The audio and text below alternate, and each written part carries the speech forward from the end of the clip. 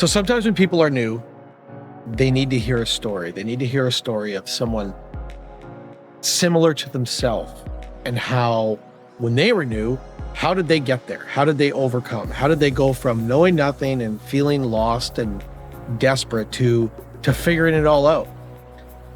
We've got a number of stories like that, but I've got one in my mind in particular. We'll call this gentleman Bob. Bob's not his real name, of course. Bob came to us fresh as fresh can be. No real estate experience, no knowledge of the industry at all. Totally different career path prior to real estate. But what Bob did have is Bob had, and what we all have, is Bob had relationships in his life. Relationships from his past work and family and friends.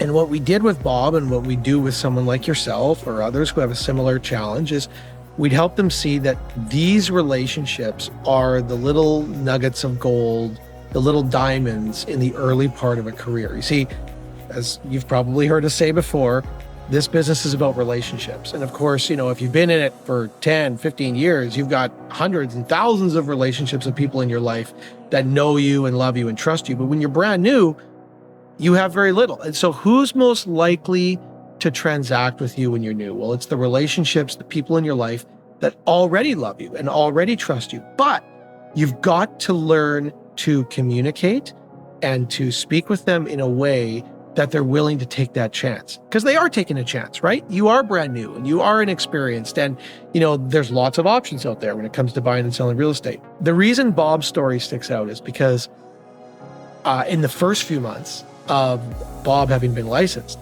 I can remember a very vivid conversation. I sat with Bob, I think it was at a Starbucks, outside patio, summertime, and Bob looks at me and he says, I don't know if this is ever going to work. I've done nothing. And to this point in his young career, there had been a couple people who he knew who did transactions without him. And if you've been there, you know how much that stings.